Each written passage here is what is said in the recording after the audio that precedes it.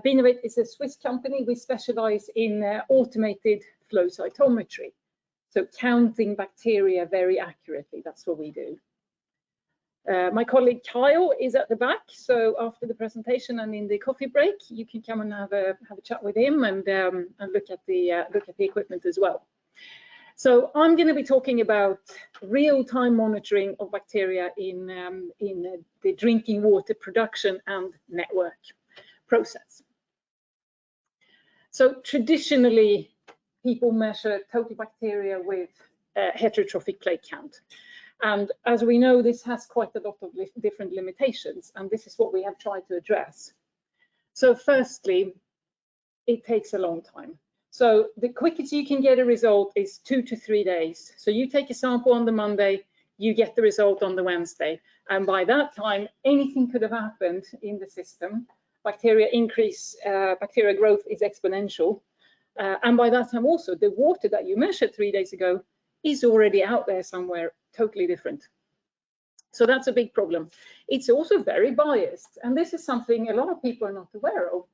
You think that you take a sample and you put it on an HPC plate, you measure all the bacteria that are there. That's not the case at all. You measure a small fraction.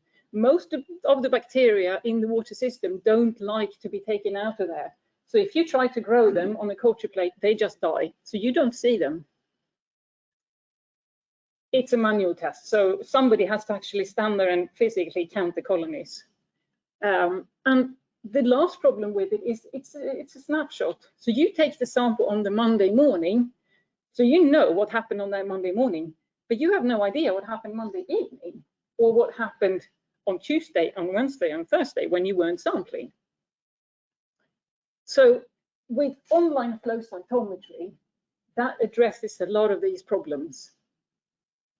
So instead of taking 3 days, you find out the results in 20 minutes. And instead of just measuring a small fraction, in fact, it's much less than 3%. It's more like 1 or 0.1%. Flow cytometry counts bacteria and it counts every cell. So you get a complete picture of the whole of everything that is in the sample. And it's fully automated. So the operator has nothing to do. You started up 1,000 samples. The operator doesn't have to do anything. It just sits there and measures and measures. And you can measure up to every 30 minutes, should you really want to. Most of our customers measure maybe once an hour, once every 4 hours, but you could do it as often as every 30 minutes if you wanted to. So it gives you a complete picture. So you know what happens at all times. So flow cytometry, what is it?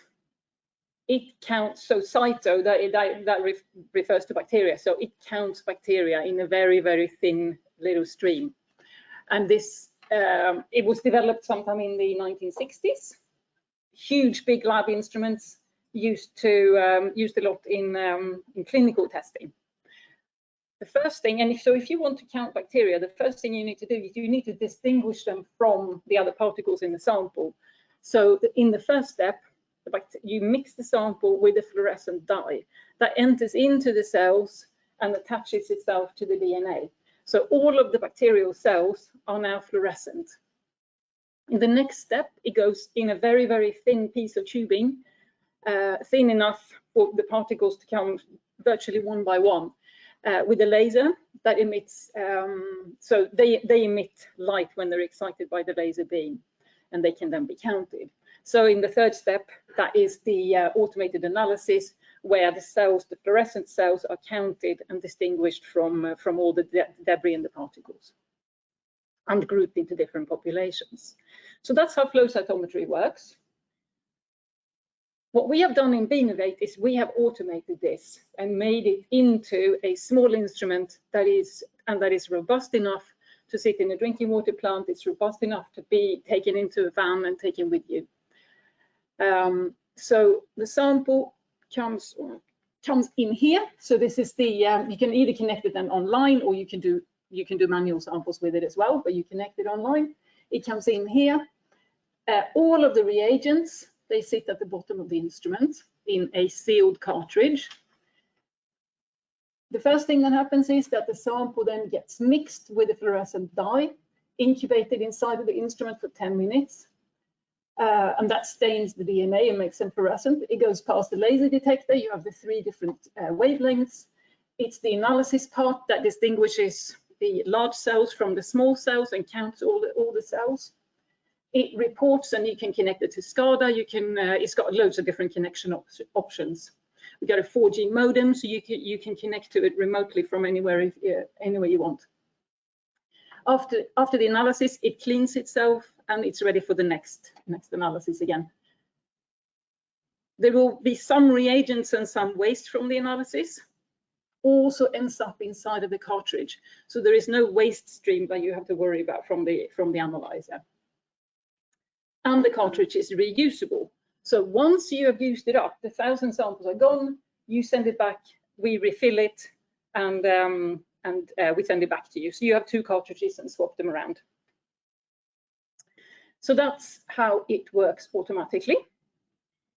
It's used in several different areas of water treatment. So it's used in catchment. You can monitor the quality of your water catchment. Say you're using groundwater that's affected by runoff from rain, that will be detected.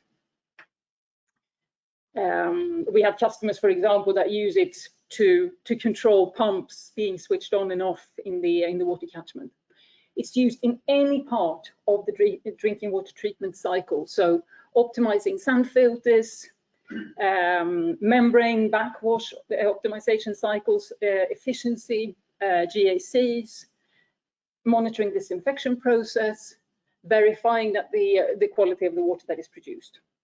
And it's used in distribution. So you can monitor your reservoirs, water towers, optimize the washing of water towers, monitor the distribution network so you can detect breaks. It can be installed in network pumping stations. We have customers that do that quite a lot in the network pumping stations to monitor regularly what happens in the network, which detects breaks and misconnections.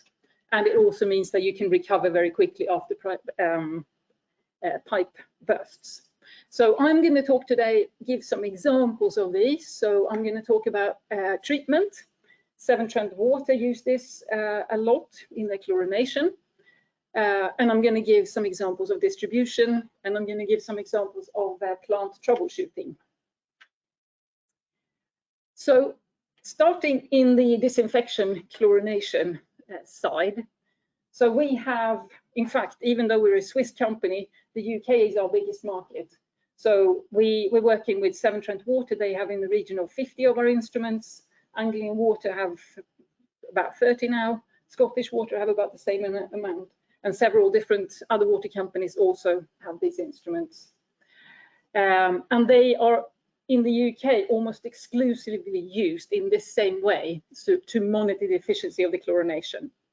So you have full control 24/7. It verifies the effectiveness of the chlorination step. It allows you to take corrective actions, and this is important to avoid the coliform failures, because that's the big point of this. And it also gives you potential to optimize the chlorine dosing and the contact times. So this is, I've got some slides here from a presentation that Severn Trent gave.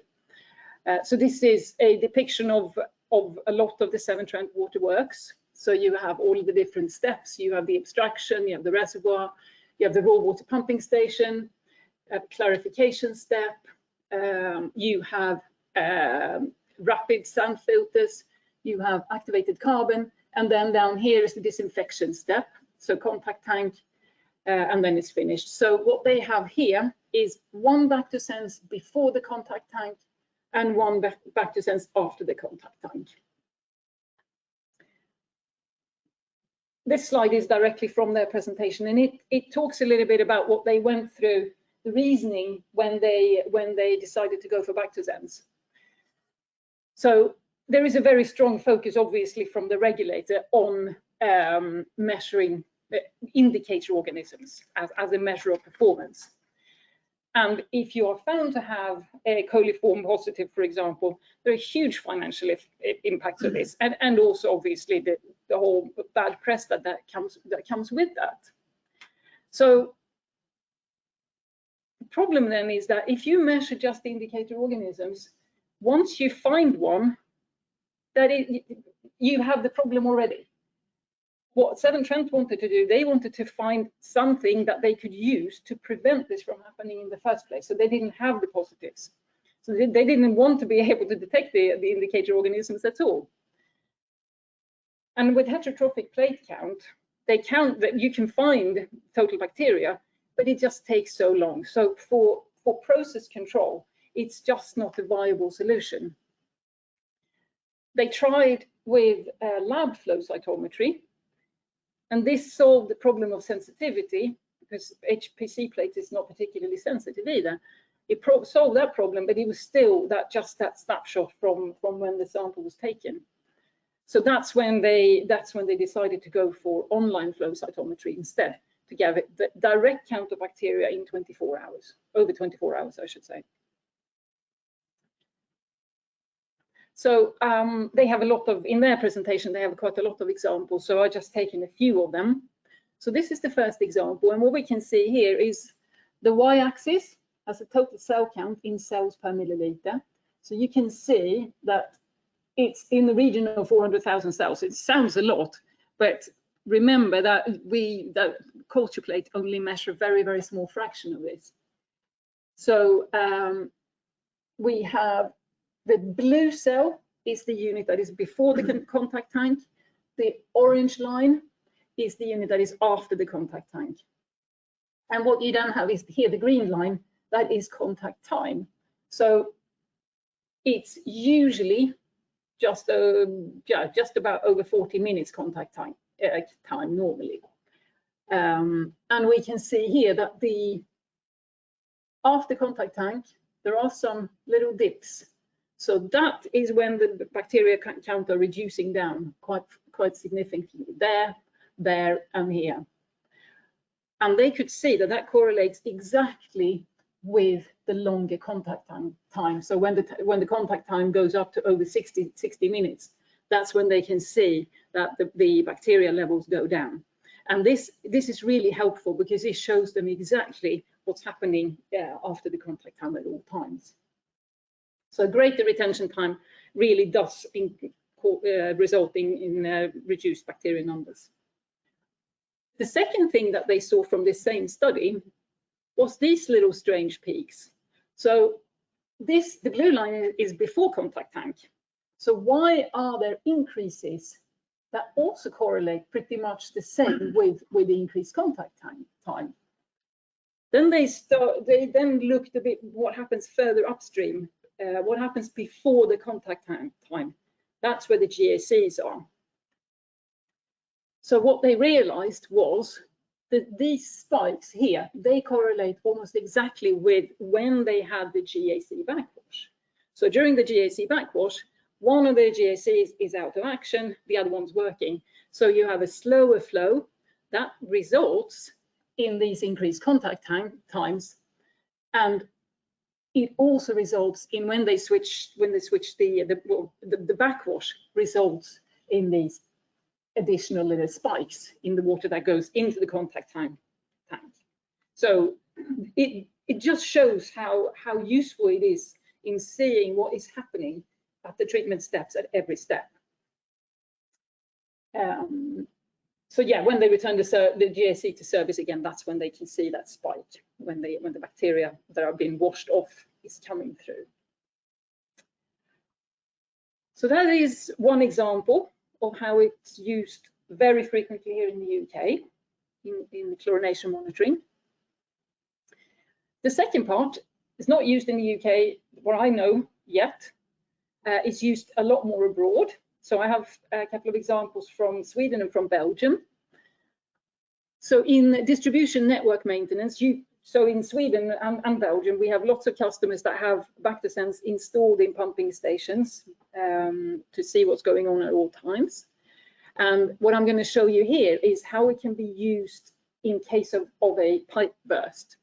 So it will help you to reduce the flushing time safely, saves water and manpower, and it reduces the time that you, as the water company, has to provide bottled water to the customers. So the idea at a pipe burst site is that you identify, so here is the maintenance site where the pipe has burst. The flow goes like that here. You have identify a reference point above it, upstream from it, and a monitoring point downstream from it. So you want to see how soon is the water okay again after it's been repaired. So you can do this by comparing the results from these two analyzers. And it will then help you to determine when you can safely turn the water back on again. So this is data from a Swedish study that did exactly this. Burst site was here, they have the reference point and they have the monitoring point. There was 10 kilometers between those 2 points. And we can see here, so the red line is what happens upstream from the burst. So we can see that is very constant. And we can see the green line, which is downstream. Here is the pipe burst here, and we can see huge spike in bacteria. The first, so these are days here, so that's 5 days, 10 days, 20 days, etc. So this spike really only lasts for a few days. After that, maybe, what is it, like 1-2 days? After that, the water is back to normal again. So the normal flushing time is, I mean, well, can be weeks, it can be a month sometimes. It's usually totally unnecessary. But people don't know this, so they just keep flushing and flushing. So, I mean, obviously, you would still confirm with regulatory approved lab testing, but this helps the operators to know, yes, we've fixed the problem. So I've got another specific example of this. This is a customer, they're called Ferris. They're a Belgian drinking water company. They have 12,000 kilometers of low pressure water networks. They serve 1.4 million people in the Flanders area. They've used Bactosense for many years, installed in pumping stations and other places as well. And they also have some mobile units. So what happened in 2018, this was literally 2 days before Christmas, this huge pipe burst. It was the high pressure collector from the Brussels area to the city of Brakel. So there was no water coming from Brussels to Brakel. There is a water tower in Brakel, but it has only 30,000 cubic meters. So definitely not enough to last the city over Christmas. So they deployed Bactosense immediately and repaired, and this is what it looked like. That's the pictures from the news. So repair work was immediately initiated. So they did exactly what I showed there in the graph in the previous picture. So they used Bactosense to verify the effectiveness of the pipe flushing. And the pipe, they were able to commission the pipe even without waiting for lab results. And this was possible because their specific situation is they had the mobile deployment before and after the break. They also had historical Bactosense data to compare with. So the agreement that they had an agreement with the local regulator, they could see, yes, we are okay with these results. We trust these results. We switch the water back on again. If they had to wait for lab results, that would have taken them to way after Christmas. And you can imagine a Christmas without water, that would not have been fun for the city of Brakel. So this strategy prevented large-scale disruption of the city's infrastructure, industries, traffic, residents and businesses. And it also averted extreme costs. So it was very helpful. So we've seen now 2 examples, one in chlorination, one in network monitoring.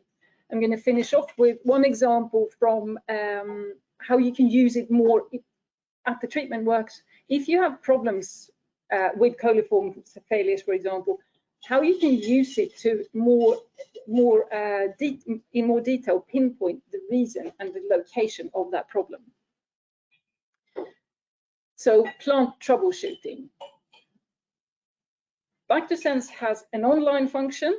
It also has the same instrument you can test manual samples on. it's very easy to undo the online sampling device and put on a manual sample test. You can do this between the scheduled online measurements.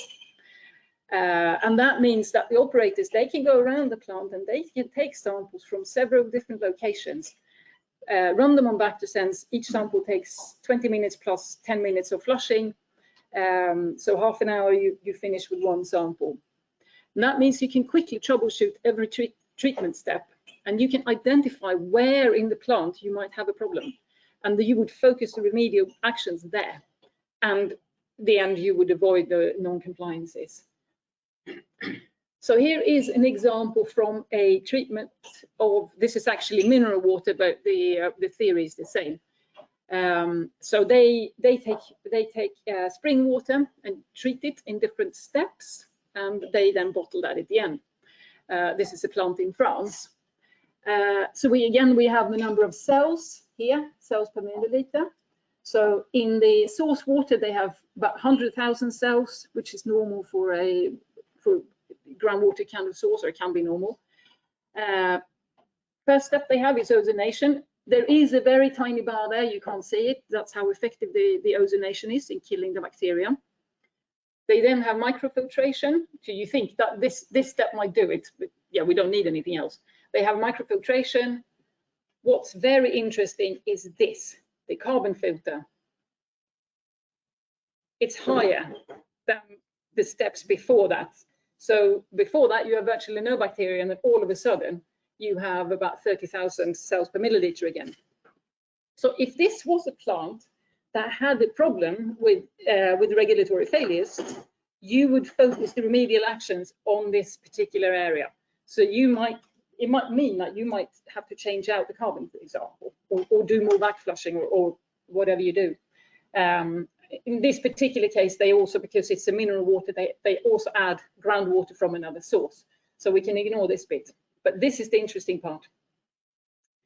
So I'm going to finish off with showing you a bit more, an additional thing you also get out from flow cytometry. So far I've looked only at the total cell count, but you get more information out. So for each measurement point, you can click on the instrument graph for that measurement point, and you can see a full fingerprint of what that sample actually looked like. So I'm going to show you now and teach you what flow cytometry fingerprints look like. And this is what the instrument interprets for you and uses to give you the total cells per milliliter. So each dot in this graph is one particle. Everything within this area here, this polygon, that's where the fluorescence particles are. So that is the bacteria. So this area here is particles and debris, and this here area is instrument noise. But so what's interesting is what is within here, but also what's interesting is here. So it's only these that are quantified in cells per milliliter. These aren't quantified. You can quantify them as well, but normally not. The second thing that is interesting here is, as I mentioned earlier, you have large cells and you have small cells. The large cells, they are the ones that correlate with HPC plating. So they are the ones with a lot of DNA, and they are the ones that we can grow on culture plates. We still can't grow all of them, but we can grow a lot of them. Then there are also, so before flow cytometry, people didn't even know that there were other bacteria in existence, but there is. Flow cytometry identifies a whole huge group of tiny, tiny bacteria that are just there, and they do virtually nothing. They can't be cultivated, and it's now thought that they contribute to the overall health of the system. Same thing as good bacteria in our guts and on our skin, for example. So this line here, that separates the big cells from the small cells. So large cells end up here, small cells end up here. So these are called high nucleic acid bacteria, so HNA bacteria. They are the big ones that correlate with HPC testing. And then you have low nucleic acid bacteria that end up here. So this number here is very interesting because that is where you will find your pathogens. So if you're using chlorine, Before you add the chlorine, you will find the bacteria here. You add the chlorine in the next sample you take, there will be no bacteria here because you killed them, but instead you will see them here as debris. So you get the additional information flow from flow cytometry. So if we go back to our troubleshooting graph here, so this ozonation step cleans the bacteria totally. But what else is in the samples? We can see that from the flow cytometry dot plots. So the raw water sample has quite a lot of bacteria. Everything here is bacteria, so it's got quite a lot of debris as well, like silt and things, particles like that. So these are the large cells and these are the small cells. Ozonation super effectively kills the bacteria. So we can see here, there are no dots here. So they've all been killed. But we still have all this debris. That's what the microfiltration step does. So now, still very little in the bacteria side, and we've also removed the debris. So the microfiltration step working great. Now, what is actually happening here in the carbon filter? That's what's happening. So the carbon filter has bacteria in it that is then added back into the water. And more concerningly, it's got large cell bacteria. So if this was a plant with a problem, that's what you would focus it on. So yeah, that finishes off. That's my last example. So in summary, we've looked at chlorination, how you can verify the effectiveness. So you measure before and after chlorination tank or contact tank. It means that you can take corrective actions immediately after you notice something being wrong. We've looked at the distribution, how you can reduce the flushing time safely and save water and manpower. We've looked at plant troubleshooting, so you can identify which step it is in the plant that is not working properly and minimize the non-compliances. So that is really the whole point of this. That's the last thing anybody wants to see, boil water orders and problems with the DWI. So with this, that's what we will try to avoid. So yeah, that finishes my presentation, and thank you very much.